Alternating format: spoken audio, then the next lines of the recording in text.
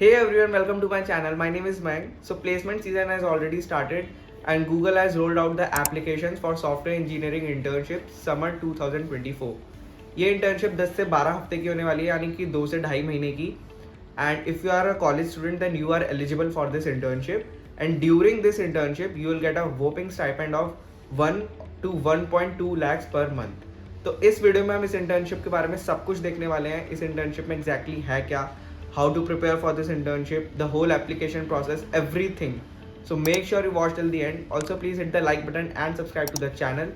So without further ado, let's get started. तो ये है वो ऑफिशियल पेज जहाँ पर ये इंटर्नशिप एप्लीकेशन लिस्टेड है.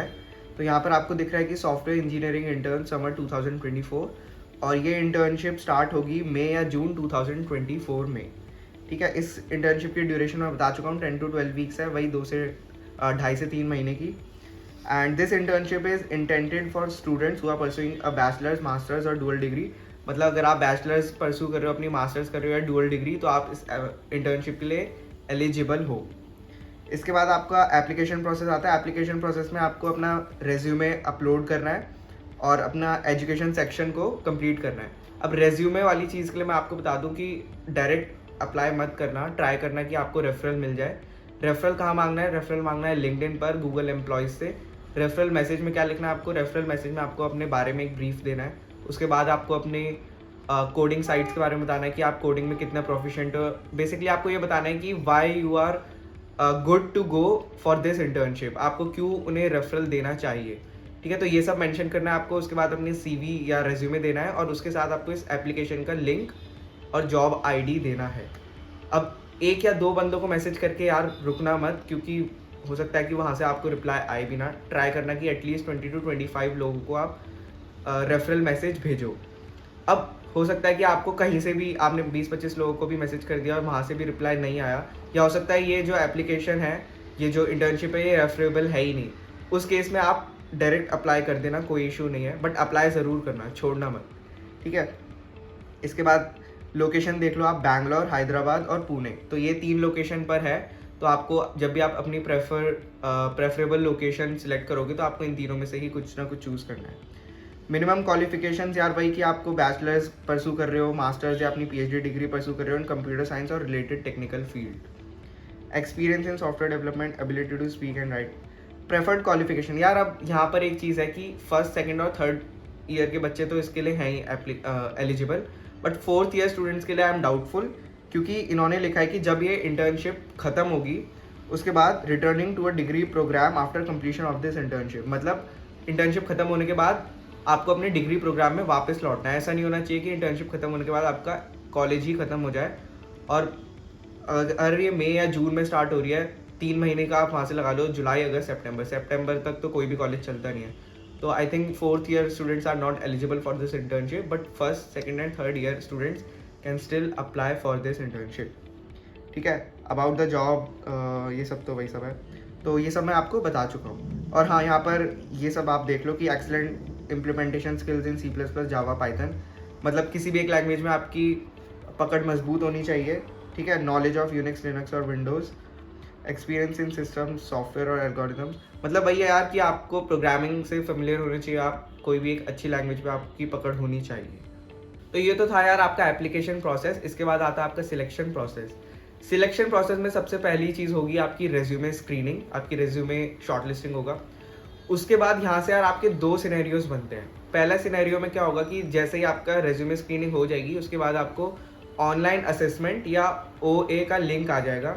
इस ऑनलाइन असेसमेंट में 3 क्वेश्चन होंगे DSA के, and you will have to solve them in a given time. वो टाइम होगा 1 घंटा भी हो सकता है या 1.5 घंटा, 1 से 1.5 घंटे के बीच में ही टाइम होगा. और उस टाइम में आपको ये तीनों क्वेश्चन सॉल्व करने होंगे. क्वेश्चंस की डिफ़िकल्टी लेवल जो होगा वो होगा लीड कोड मीडियम या लीड कोड हार्ड. ठीक है, अब यार गूगल की एक चीज़ है कि ये जो भी इनके ऑनलाइन असेसमेंट में क्वेश्चन आते हैं एकदम फ्रेश होते हैं. तो बहुत ही ज़्यादा रेयर चांसेस है कि आपको इन क्वेश्चन से रिलेटेड कुछ भी ऑनलाइन मिल जाए. तो उस चीज़ का आपको ध्यान रखना है जब भी आप इस टेस्ट को अटेम्प्ट करो. अब यार जो दूसरा सिनेरियो बनता है वो होता है phone screening round. Phone screening round में एक रिक्रूटर आपको कॉल करेगा और आपसे CS फंडामेंटल क्वेश्चंस पर आपको ग्रिल करेगा, and you have to answer all of these questions. ये दोनों ही राउंड्स मास एलिमिनेशन राउंड्स होते हैं, मतलब इन दोनों ही राउंड्स में सबसे ज़्यादा एलिमिनेशन होता है. तो इन राउंड्स को आपको अच्छे से अटेम्प्ट करना है. अब इसके बाद आते हैं आपका इंटरव्यू प्रोसेस। जैसे ही आप अपना ऑनलाइन असेसमेंट या फिर फ़ोन स्क्रीनिंग, दोनों में से जो भी होता है, उसको क्लियर कर लेते हो, उसके बाद आपका इंटरव्यू प्रोसेस स्टार्ट होता है। इंटरव्यू प्रोसेस में आपके पास 2 इंटरव्यू राउंड्स होंगे। Each of these rounds will be of 45 minutes, और हर राउंड में आपसे 2 डीएसए क्वेश्चंस पूछे जाएंगे। अगेन जो दो क्वेश्चंस पूछे जाएंगे, उनकी जो डिफ़िकल्टी लेवल होगी वो होगी लीड कोड मीडियम से लीड कोड हार्ड, और आपको इन दोनों क्वेश्चंस को सॉल्व करना है अपने इंटरव्यू में। And then interviewer can ask you follow up question मतलब जैसे उन्होंने आपको एक क्वेश्चन दिया, आपने उसे सॉल्व कर दिया, अब इंटरव्यूअर उस क्वेश्चन से रिलेटेड या आपने जो सोल्यूशन लिखा है उससे रिलेटेड कोई भी फॉलो अप क्वेश्चन पूछ सकता है, और आपको उसको अकॉर्डिंगली हैंडल करना है। अगर आप ये दोनों राउंड्स क्लियर कर लेते हो तो आप सिलेक्ट हो जाओगे फॉर दिस इंटर्नशिप। इसके बाद कोई भी राउंड नहीं होता है। जो लास्ट आपका इंटरव्यू राउंड है वही आपका लास्ट राउंड होगा पूरे प्रोसेस का। अब इस पूरे प्रोसेस में मतलब स्क्रीनिंग से लेके जो रेज्यूमे स्क्रीनिंग है और रिजल्ट तक 2 महीने तक लग सकते हैं, तो आप उसको लेके चलना। इस इंटर्नशिप के लिए जो लास्ट डेट है एप्लीकेशन की वो है 30 अगस्त, तो उससे पहले आपको अप्लाई करना। मैं तो ये कहूँगा कि apply as soon as possible, ठीक है, जितना जल्दी हो सके उतना जल्दी अप्लाई करो, तो वो बेटर होगा आपके लिए। अगेन पूरी जो इंटर्नशिप है अराउंड 3 महीने की होगी, and you will get a stipend of 1 lakh और 1.2 लाख पर मंथ। अब ये तो हो गया यार आपका application process, selection process, hiring process, ये सब कवर कर लिया। लेकिन how to prepare for this internship. अब आपको सिलेक्शन प्रोसेस देख के समझ आ गया होगा कि ये पूरा सिलेक्शन प्रोसेस डीएसए के अराउंड रिवॉल्व कर रहा है, मतलब हैविली डीएसए बेस्ड होने वाला है। तो आपको भी अपनी प्रिपरेशन डीएसए के अराउंड ही रखनी है, डीएसए को अच्छे से प्रिपेयर करना है, सारे कॉन्सेप्ट्स प्रिपेयर करने को छोड़ना नहीं है, ठीक है। डीपी, ग्राफ्स, ट्राइज, सारे एडवांस कॉन्सेप्ट्स करने हैं। डीपी और ग्राफ्स तो वैसे भी इंटरव्यूअर्स का काफ़ी फेवरेट होता है, तो वो भी आपको करना है। इसके अलावा यार आप कॉन्टेस्ट देना स्टार्ट कर दो, अपनी कोडिंग प्रोफाइल्स को मेंटेन करना स्टार्ट कर दो। कोडिंग प्रोफाइल से मेरा मतलब ये नहीं कि सारी प्रोफाइल्स करो, पिक एनी 1 और 2 जो भी आपका मन करे, और उस पर आप एक्सटेंसिवली प्रैक्टिस करो।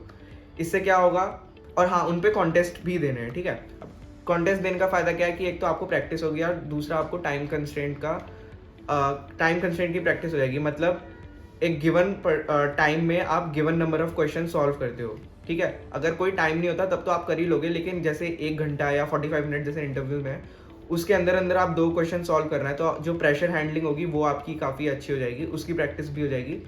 तो कॉन्टेस्ट भी दो यार, और अपनी कोडिंग प्रोफाइल्स मेंटेन करो। तो दिस वाज इट यार, यही था पूरा प्रोसेस। तो अब जल्दी से जाओ, रेफरल वगैरह मांगो, आप अप्लाई करो, प्रैक्टिस स्टार्ट करो, एंड क्रैक दिस इंटर्नशिप।